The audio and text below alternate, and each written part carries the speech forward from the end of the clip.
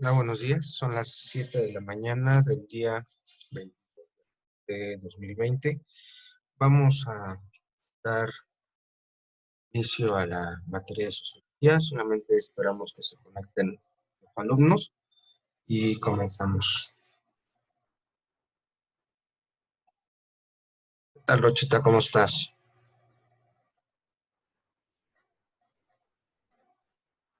Hola, Rochita. Buenos días.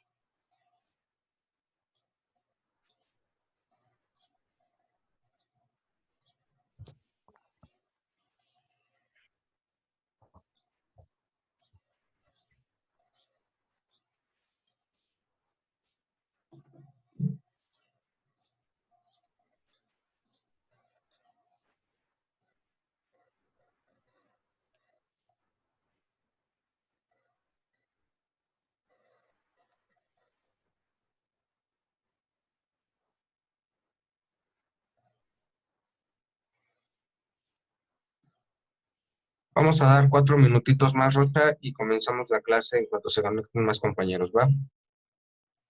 Sí.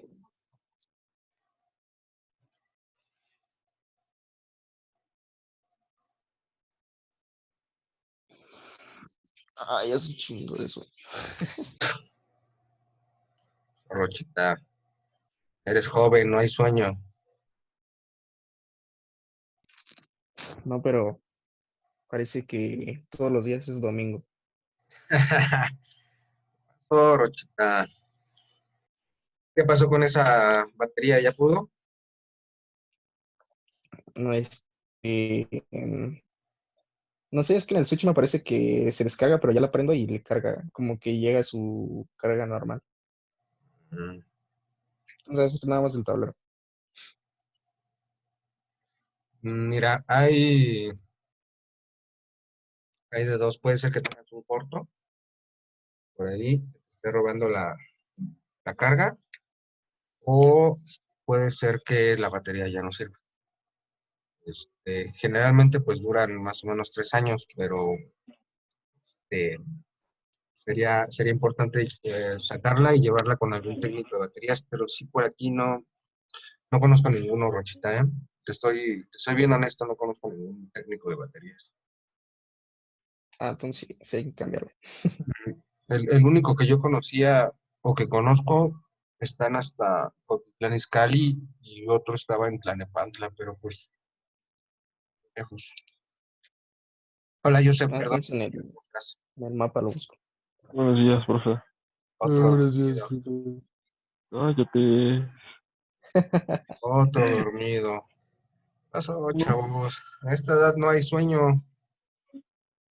no estaba dormido. Y no se nota. Vamos a dar otros 2 minutitos más y comenzamos, chavos. Y leyeron el texto que les envié, ¿verdad? Yo lo leí poquito. No lo acabo de ¿El leer de la todo. actividad? ¿Andé? ¿Qué pasó, ¿El Rochita? de No la te entendí. actividad? Se, ¿El de la se los actividad? volví a subir ayer, sí, el de sociología. Se lo subí ayer otra vez. Habla sobre la sociología en México. Sí, sí lo vi, pero A no ver. sé verlo. ¿Saben qué es lo más interesante? Que acabo de ver que sus compañeros publican en grupos de otras materias y no se conectan. En fin.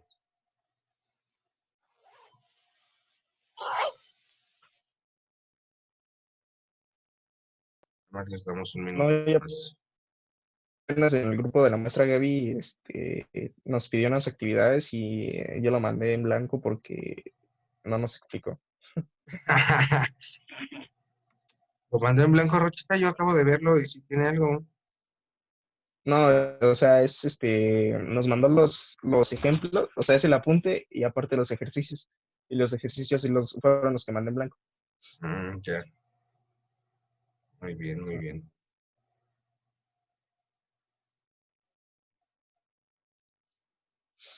Mm, mm, mm.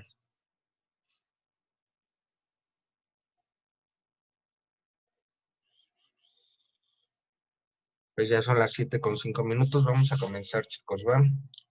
Eh, el tema de hoy es la sociología en México. Este, y por eso les Vamos a mandé apuntar. este texto. ¿Qué pasó, Joseph? Vamos a apuntar. Ya sabes que en mi clase siempre apuntan de una u otra forma, ¿verdad, Rochita?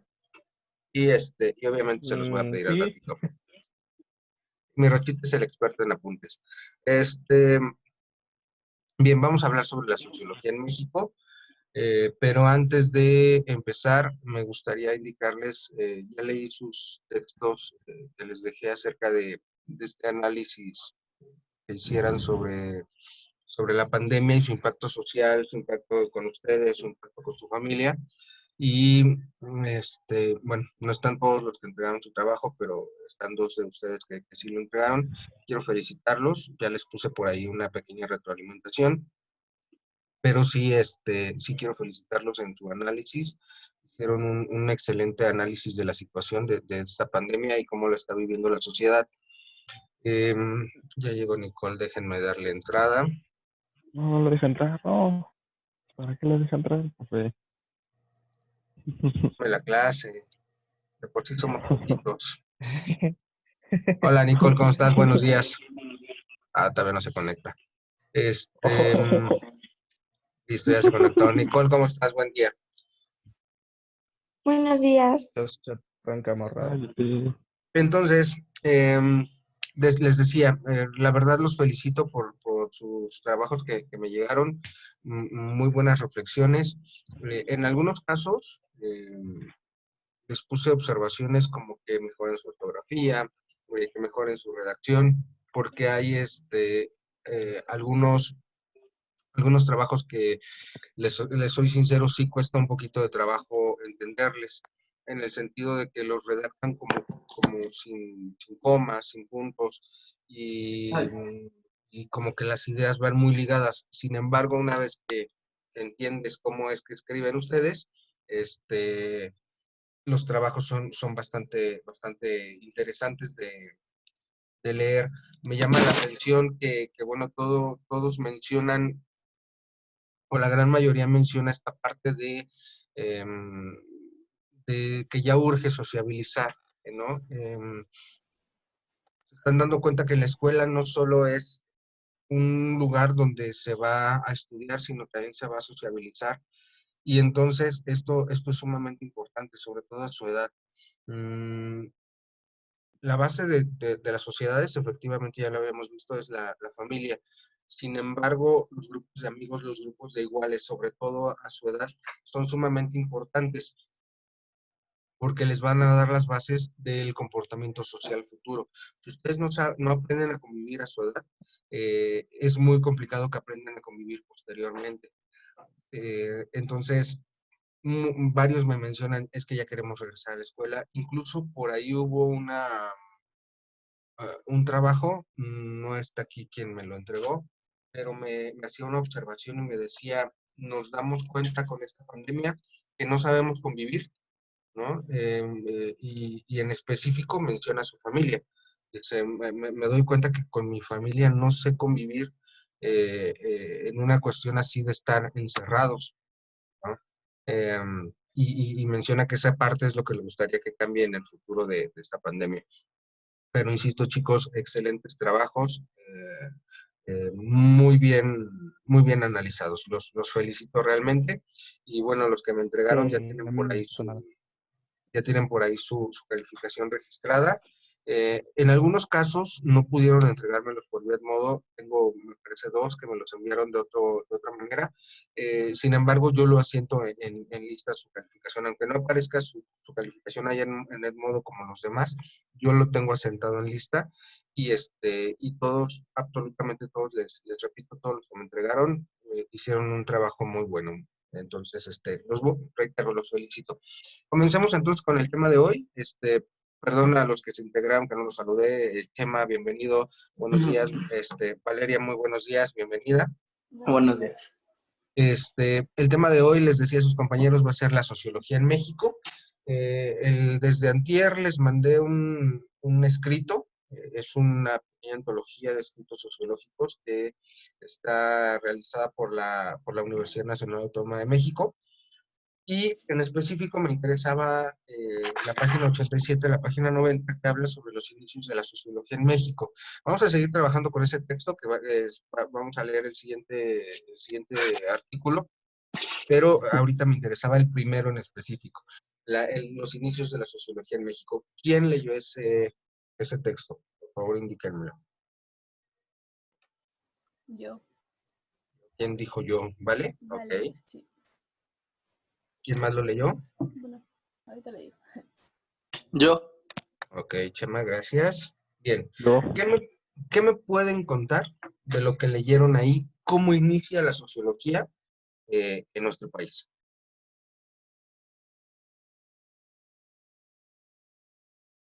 ¿Qué me pueden decir? ¿Cuándo inicia la sociología en nuestro país? Pues es que. Bueno, Ay, sí, ay, vale. habla. En lo que yo planteo mi idea. Pues en sí decías que iniciaba en base a Justo Sierra, Ok. José Vasconcelos, creo. Ujú. Y nos explica que alcanzó la madurez, pues, ya recorriendo las tradiciones metodológicas, perdón. Sí, Es que me acabo de despertar. no te preocupes. Y dice que enfrentaba problemas en cada rincón para articular el aparato científico.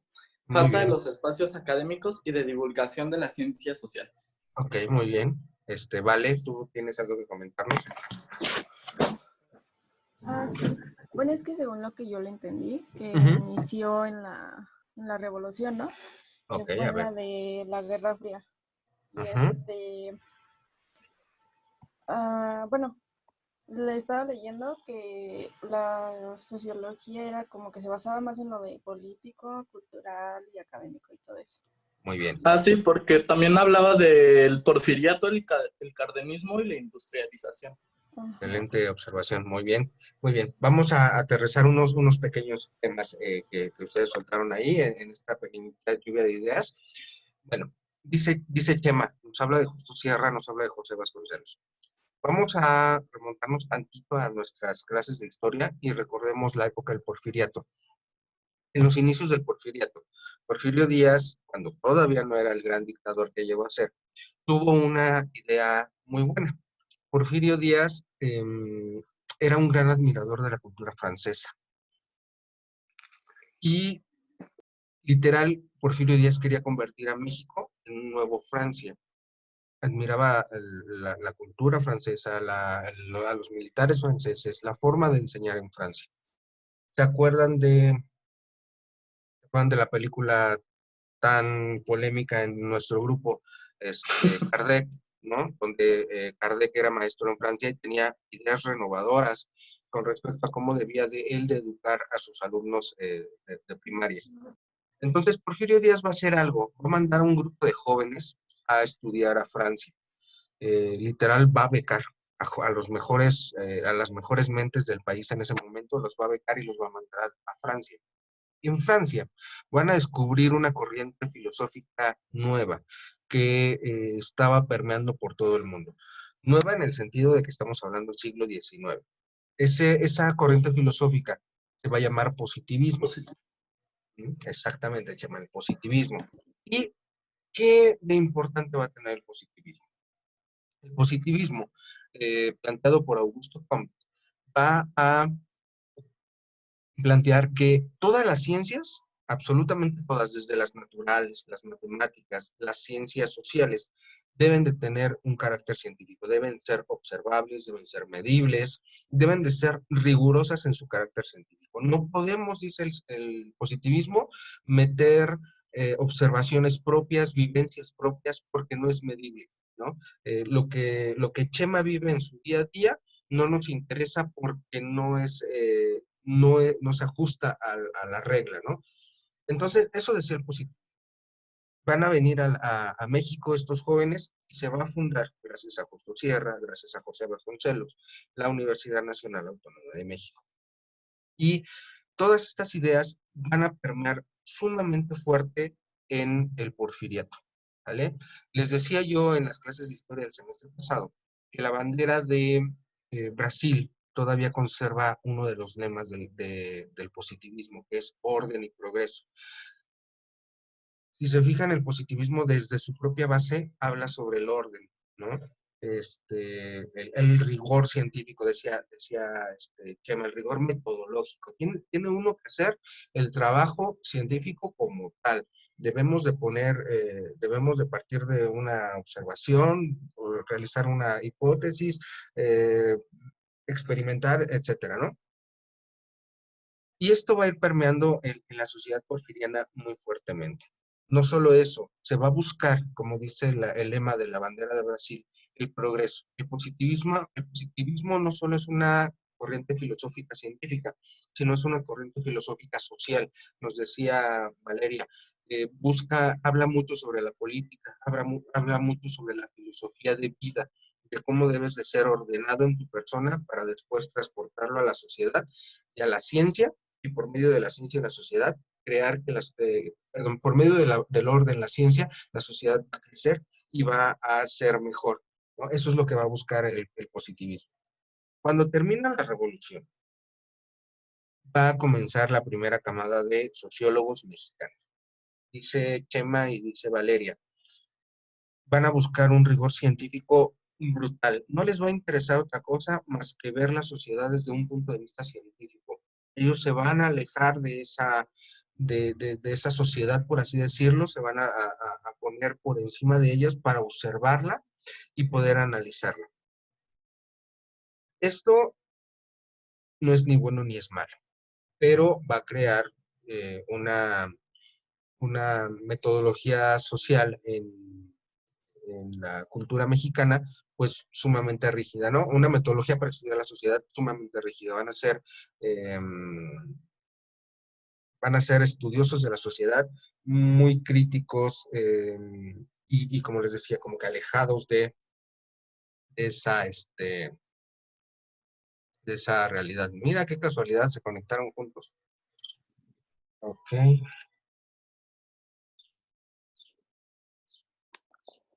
Bien. Y luego, ¿qué me pueden decir bueno, ya más bien, ya medio me mencionaron. Augusto Comte va a proponer en su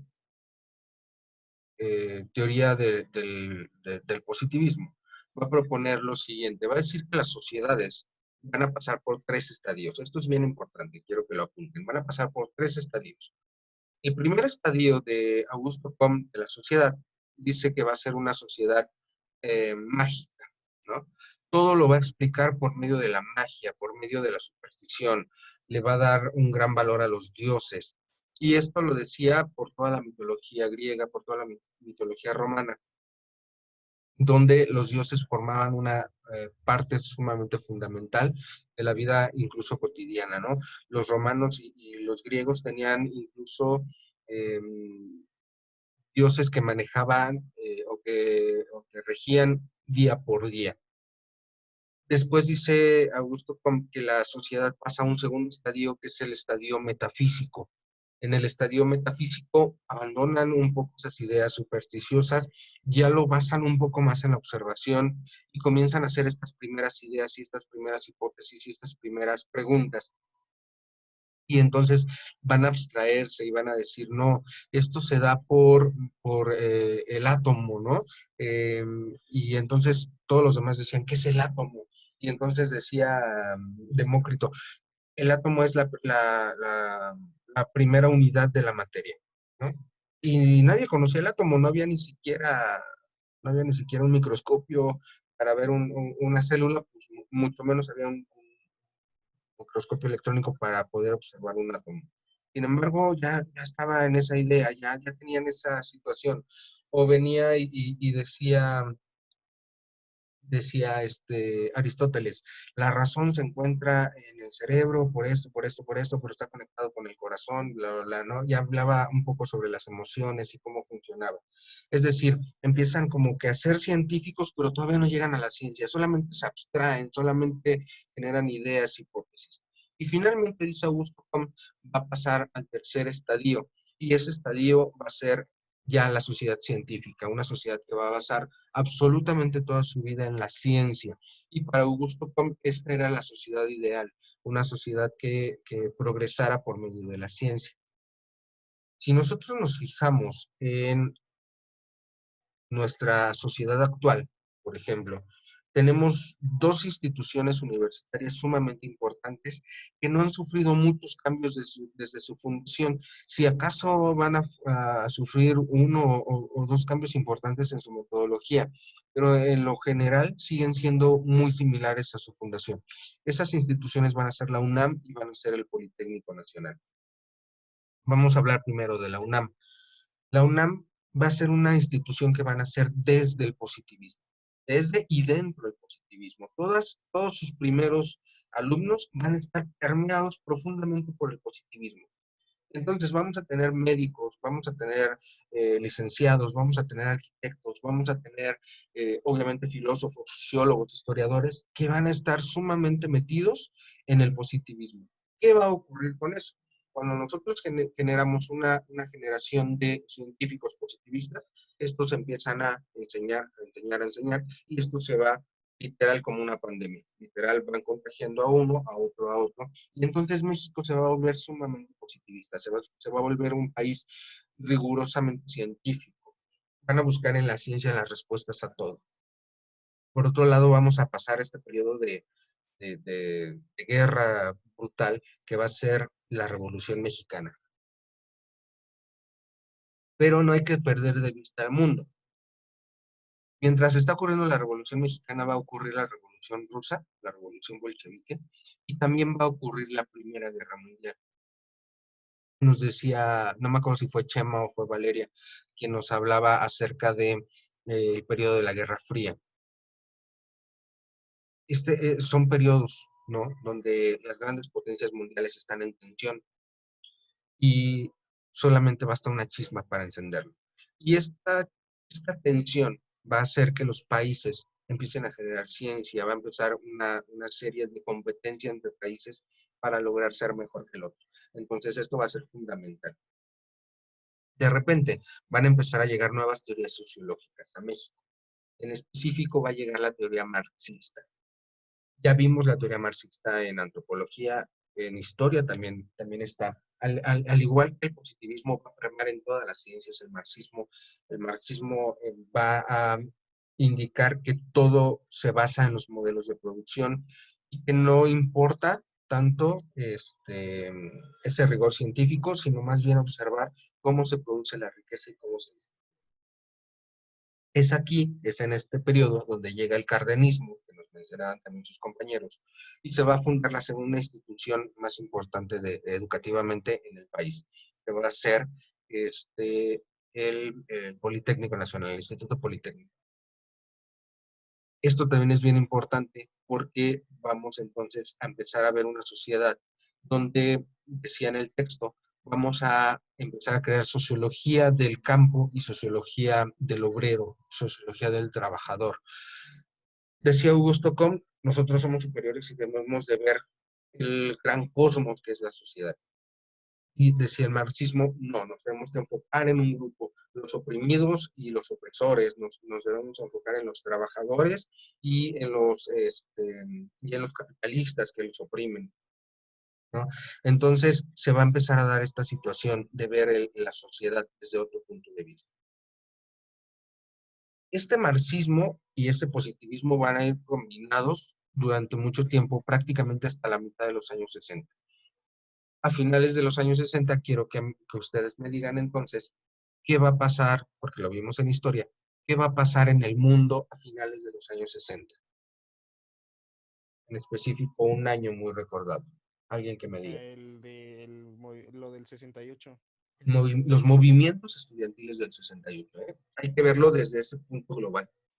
Van a ser movimientos estudiantiles en Francia, van a haber movimientos estudiantiles en Estados Unidos, obviamente en México, en China. Va a ser un movimiento brutal de las instituciones. Sin embargo, a pesar del cambio, de este cambio donde se va a voltear a ver al trabajador, donde se va a empezar a hacer una sociología más crítica, donde se va a empezar a ver la sociología de los oprimidos, donde se va a empezar a analizar una sociedad ya no global, sino se van a empezar a hacer pequeñas sociologías más enfocadas a lo regional, va a seguir el positivismo sumamente fuerte en México. Más o menos en los años 80 va a haber otro cambio en la sociología mexicana. 20 años, fíjense, nos pasamos, vamos a tomar el inicio de la sociología en 1920, nos vamos a pasar 40 años o un poquito más hasta la llegada de una nueva sociología en el 60 pues vamos a poner 65, y 25 años después, en los 80, o 20 años después, 15 años después, vamos a tener un nuevo cambio en la sociología. Vamos a estar hablando de una sociología neoliberal, vamos a estar hablando de una sociología obviamente capitalista, pero también vamos a estar hablando de una sociología que se va a llamar la microsociología, y es donde vamos a empezar a ver estos pequeños grupos humanos y cómo se van comportando y cómo van estos pequeños grupos a conformar un todo, ¿sale? Que era lo que hacíamos en nuestras primeras clases cuando yo les decía, todos pertenecemos a grupos sociales diferentes y nos comportamos de forma diferente. Y cada grupo en el que nos comportamos de forma diferente se comporta diferente al otro grupo completamente de enfrente, ¿no? Sin ir más lejos, ustedes fíjense en sus propios compañeros, sus compañeros del grupo 31, se comportan de forma muy diferente a la forma en que se comporta el grupo 32. El grupo 21 se comporta muy diferente a lo que se comporta el grupo 22. Y sin embargo, cuando llegan a estar juntos, cuando llegan a formar una misma sociedad, cuando forman el grupo 33, se comportan completamente diferentes del grupo 31 y del grupo 32, ¿no? Entonces comienza a ver este tipo de sociología de lo que es llamada microsociología. Comenzamos a ver esta situación. Pero también el texto nos habla de la época actual y nos dice que la sociología en México está sumamente estancada. En México tenemos un serio problema, también lo vimos en historia. Tenemos el serio problema de creernos el centro del mundo. Y entonces, si tú como historiador, por ejemplo, vamos a poner el caso de lo que yo estudié, historia, como historiador, no eres indigenista, no crees que Cuauhtémoc es el héroe nacional, no crees que Hernán Cortés es el mayor villano de la historia, no crees que nuestras culturas prehispánicas eran lo máximo y no había ninguna otra cultura que nos igualara, estás mal, literal, así se los digo, ¿eh? Si tú tienes ideas como las mías de creer que Hernán Cortés era una bendición para este país y fue realmente el padre de la patria, estás mal. Lo mismo pasa con la sociología. Si tú no haces una sociología indigenista, si tú no haces una sociología en México que vaya enfocada a tu país, estás mal. Si tú quieres ver la sociología de una forma más global, más globalizada, más entera, ver que México forma parte de una gran sociología, que tiene sus propias microsociologías, pero que al mismo tiempo está formando un todo, estás mal. Entonces, estamos muy retrasados en ideas en México. Tan retrasados que el positivismo sigue siendo parte importante de nuestra educación. Para México, fíjense, para México sigue siendo imposible pensar en una clase virtual. Y si ustedes revisan las redes sociales, van a encontrar, por lo pronto van a encontrar una publicación que empezó a circular antier o ayer, que dice, la SEP piensa que todos tienen computadora en su casa y que todos pueden tomar clases en línea. Lo cual no es cierto, porque nosotros tomamos clases en línea, pero están los programas de televisión, están los programas de radio. En algunos casos se están llevando cuadernillos hasta los alumnos. En algunas escuelas se está trabajando, por ejemplo, con WhatsApp, con Telegram. Eh, en fin, hay una serie de ventajas tecnológicas que nos permiten dar estas clases, pero en México es imposible pensar salir de las aulas y estar estudiando. Cuando yo empecé a estudiar pedagogía en línea, la gente me decía, ¿pero en serio aprendes? Pero es que en serio, o sea, ¿cómo puedes estudiar sin maestro? ¿No? Esto es parte del positivismo. Dice, el positivismo dice, en la ciencia pedagógica dice que el alumno no puede aprender sin un maestro, que el alumno no puede aprender solo. Y en nuestra mente está tan clavado el positivismo que si analizan lo que me escribieron, algunos de ustedes me pusieron eso precisamente, que se les hace muy complicado estudiar de esta manera porque no pueden resolver la duda de manera inmediata con el profesor. Fíjense, ¿eh? Pero, por ejemplo, si el profesor les dice, si yo ahorita les digo, oiga, ¿alguien me puede decir quién es fulano de tal, no sé, Federico Engels? Estoy casi seguro que con tal de contestarme, y aunque lo hiciéramos en la escuela, con tal de contestarme, sacarían Google y lo buscarían de inmediato. ¿Cuál es la diferencia entonces a que yo les diga en este momento quién es Federico Engels, a que ustedes lo investiguen, ¿no? Ustedes nos sacan de ese paradigma. El positivismo en México está tan arraigado que nuestra sociedad, por ejemplo, sigue considerando que las preparatorias de la UNAM son las mejores. Y si ustedes analizan el programa educativo de estas preparatorias de la UNAM, estoy hablando de las preparatorias, no de los SH, y de las vocacionales, preparatorias y vocacionales de México, son completamente positivistas. Se enfocan muchísimo a las ciencias. Son instituciones que eh, deben seguir cierto orden. Por ejemplo, en nuestro caso, nosotros debemos de cumplir un orden específico, un horario, un uniforme. Todas estas son ideas positivistas, todas estas son ideas incluso radicales del positivismo, ¿no? Donde se busca la igualdad de todos los estudiantes para que de esta manera no haya diferencias, ¿no? Que sea esa homogeneidad que busca el positivismo, que sea a rajatabla. Entonces, tenemos o seguimos teniendo profesionales sumamente positivistas, sumamente rígidos en su forma. Y ahorita esta pandemia nos está enseñando qué tan rígido es el mexicano, ¿no? Cómo una sola filosofía de vida sigue permeando tanto. Así como hicieron este análisis sociológico de la pandemia, empiezan a pensar cómo el mexicano no puede encontrar una solución viable a los problemas si no es rígido en su forma de pensar. Tenemos una polarización de la sociedad, sobre todo en redes sociales, eh, donde unos atacan a los otros y los otros responden con los mismos ataques, argumentando que su idea es la mejor y la única basada en la ciencia. Aunque estemos diciendo una sarta de tonterías, pensamos que nuestra opinión es la única que hay. Y esto es parte del positivismo. Y entonces, cuando tú trastocas el orden establecido para una persona en México y para la sociedad en general, como ahorita, el mexicano comienza a pararse de uñas y a rebelarse, ¿no? Yo he estado leyendo, por ejemplo, ahorita, anoche dieron el inicio de la fase 3, y literal el encierro va a ser mucho más rígido, tenemos un no circula total, vamos a tener cierre de estaciones de Metrobús, de Mexibús, vamos a tener transporte trabajando al 50%. Y la gente dice, pero es que yo tengo que salir a trabajar, es que yo tengo que hacer esto. Yo los invito a venir aquí a la colonia. Yo vivo aquí enfrente de un Oxxo y yo los invito y son las 11 de la noche del miércoles y está lleno de gente queriendo comprar una cerveza, ¿no?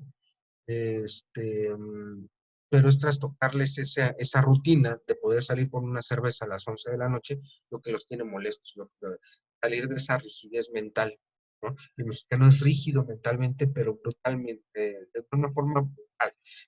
Al mexicano no le trastoca su realidad rígida que él ya tiene establecida, porque entonces se para de uñas. Y esto permea desde las clases sociales más bajas hasta las clases sociales más altas. Por ejemplo, el mexicano siempre va a acusar al gobierno de sus problemas, ¿no? Eh, Estaba viendo ayer o antier, no sé si ustedes vieron la noticia y si no la vieron, les recomiendo que lo vean. Este, el petróleo literal está con números negativos.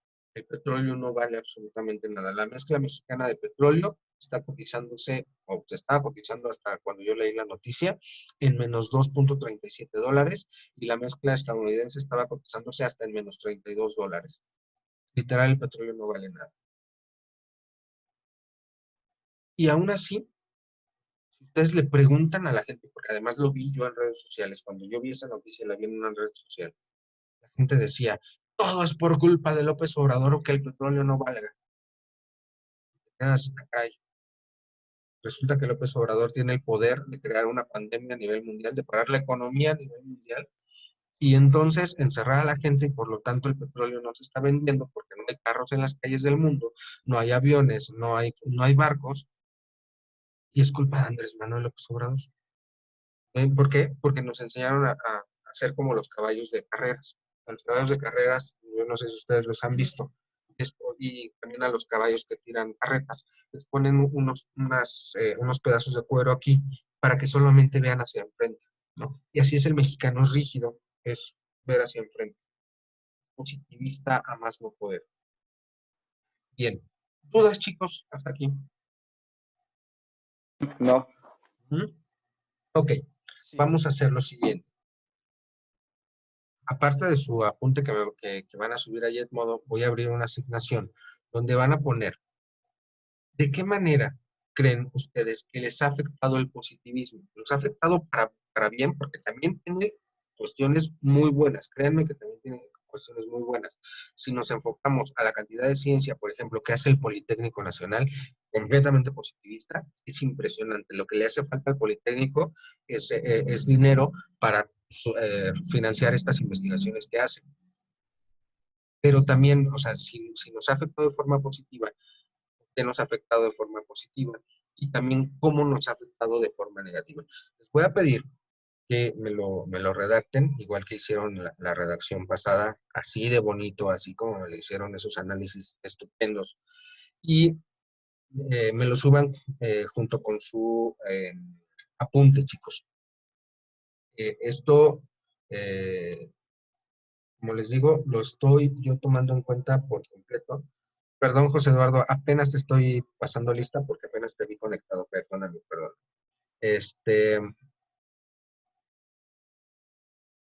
Lo estoy tomando en cuenta para sus calificaciones. Debemos de buscar formas de evaluar, ¿no? Y yo tengo que buscar que ustedes que están trabajando, que están haciendo el esfuerzo de levantarse temprano, que están haciendo el esfuerzo de conectarse, pues tengan registrados sus trabajos. Entonces, les voy a pedir que me sigan trabajando igual de bien que lo hicieron el día lunes.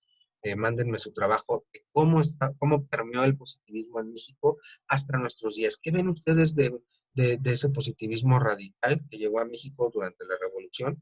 Y escríbanmelo por ahí en una reflexión. Ya saben, unos 20 rengloncitos.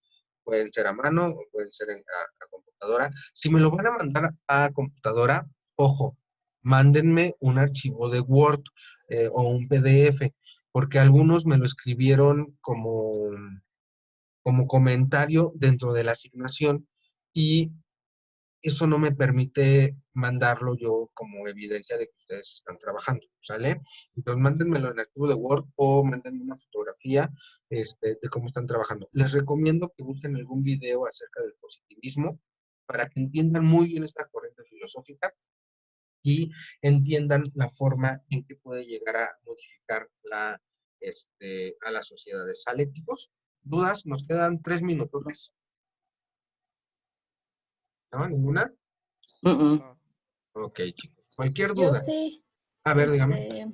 ¿Hasta qué hora tenemos para subir la asignación? Hasta las 4 de la tarde. Ah, bueno. Bueno, Gracias. De nada, chicos. Entonces, si no hay dudas, nos despedimos por hoy. Nos vamos a ver el día de mañana, otra vez a las 7 de la mañana. Y cuídense mucho. Sigan, por favor, las recomendaciones. Lávense las manos. No salgan a la calle si no es necesario. Y los quiero ver mañana, ¿sale? Cuídense sí. mucho, chicos. Hasta ahorita. Bye, que estén bien. Hasta Buen luego. día.